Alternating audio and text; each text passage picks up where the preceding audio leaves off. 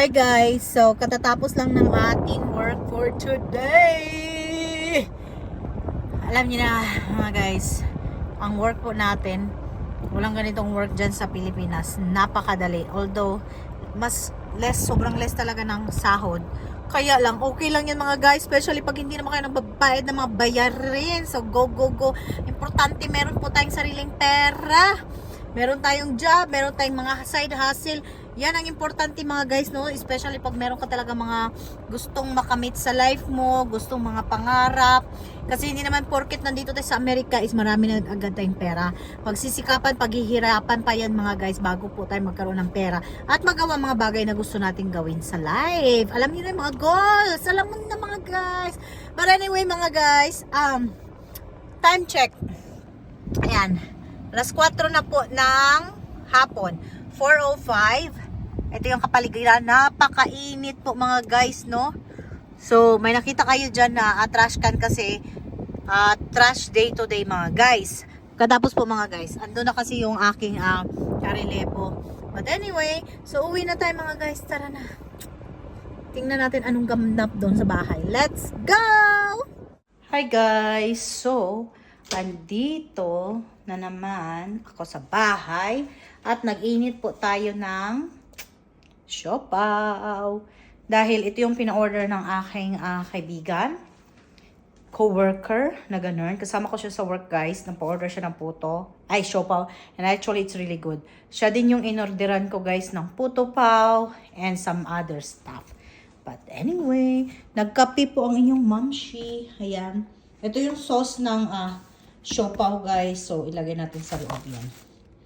Nagkape tayo kasi kulang tayo sa coffee. And, nag-request ang aking bunso na magluto daw ako ng egg burrito. So, ayun na yung guys, yung itlog. Lutuin na natin ang egg burrito para busog na. Time check 4:42. Actually, kakarating ko lang, tingnan nyo yung damit ko. Kanina pa to siya na damit guys. Ayan. May na ako magbibihis guys. So, let's go. Talaga no, pag nanay tayo, kahit kakarating na natin sa trabaho guys, magluto agad tayo. Actually, magmarinate pa ako ng chicken breast. Dahil hindi tayo nakaprep ng food ng mga bagets. Kaya, kailangan natin sila lutuan ng dinner. Although, maraming mga easy meal dyan na i-bake lang sana ba. Pero, sige lang, gawa natin sila ng chicken tacos. Pero, i-marinate ko muna yung tacos guys. Nahin na muna natin tong, kasi matigas pa yung meat eh.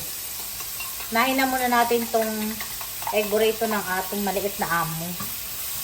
Kasi napakadali lang naman ito guys. Today is like 9 hours sa work kasi nga wala yung kasama namin sa trabaho dahil nag-cruise po siya. Kaya ako yung nag-take over ng kanyang oras. Usually nag-work ako, it's like 7 hours in one day, 6 times a week, tapos 1 day off. Itong work ko guys, napakadali lang talaga ng trabaho nito guys. Sana lang no, may mga ganitong trabaho dyan sa Pinas. The only problem sa Pinas kung sino yung napakagaan ng trabaho, yun naman ang napakalaking trabaho, di ba? Napakalaking sahod, I mean. Diba like mga manager, mga executive, alam niyo na, napakagaan ng trabaho, pero napakaliit ng sahod. No? But guys, masaya na ako sa trabaho to kasi nga, meron akong side hustle at the same time, meron ako nito. So, para doble-doble kita guys, di ba? Tsaka, hindi ka pa stress sa trabahong ito. So, okay lang yan. Unless talaga ikaw yung nagbabayad ng bills, hindi ka pwede sa ganitong trabaho. Ang egg burrito ni Amo. At saka yung gatas ng aking boss baby. Dalahin ng tatay niya. Don't be filming me. I will film you. Especially I have a new cam. Oh, that's pretty sad. Oh, Hulk Hogan me. Absolutely. I know, right? That's crazy. Wow, I can't believe it.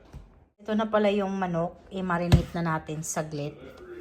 And then, mamaya, mag-relax muna ako guys pagkatapos natin mag-marinate, okay? So, mamaya na lang ulit. A few moments later. At guys, naka-relax na po tayo. So, ito na yung minarinate natin kanina guys. Ayan siya. Actually, konti lang yung iprito natin. Ayan yung pot. malinis na yung pot guys. Ginamit ko lang yan kanina. Konti lang marinate, enough lang sa 2 bagets. Dahil ako, hindi ako kakain. Dahil kumain na ako ng siopa mga guys. Busog po ako. So, let's cook some dinner! Lagyan na natin ang tortilla ni asawa. Dali lang yan sa kanya guys. Kasi nga, naluto na yan kahapon yung ano niya, yung food niya. So, ayan. Lagay na natin yung some of our, konti lang, meat.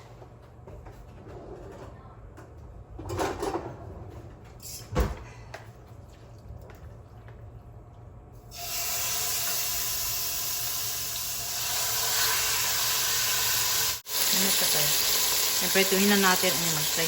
Alam nyo guys, meron akong pinagsasabi kanina. The only problem is, hanggang dito lang yung camera. So, hindi na-captured yung ulo ko, yung face ko na napaka-cute. Hindi na-captured, kaya I had to delete it. So, but anyway, that's why, finally, bumili na po talaga ako ng another camera mga guys, no? Kasi, yun talaga ang request ko sa asawa ko, camera.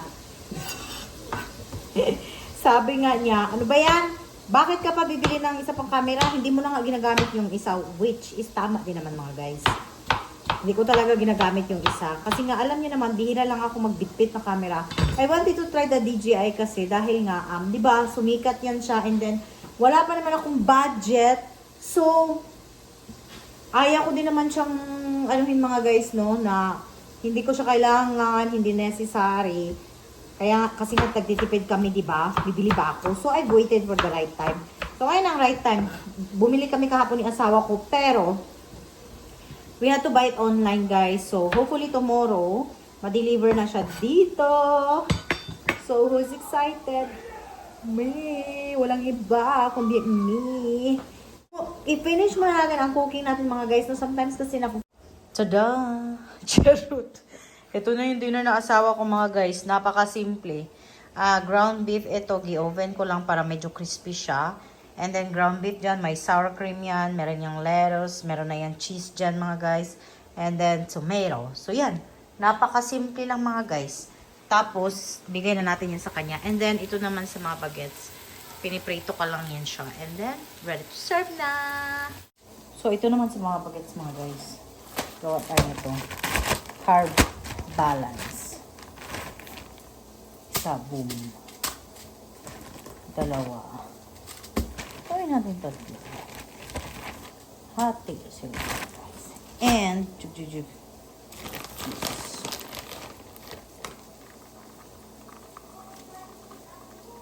Tapos, ilagay na natin ang meat.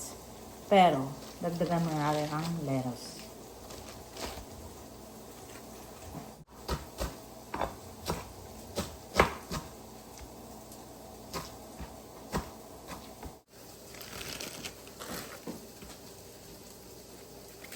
Parang ano ata ako ngayon sa mga guys, sa pagbablog. Parang active ako ngayon. Ganado ang tag ko. Hindi ako tinatamad ngayon. Charot! Diba, palagi akong tinatamad. Like, lagi. But this time, I'm very motivated! So, let's do it! Ayan na. Tara. Wait lang natin yung meat and then lagyan na natin.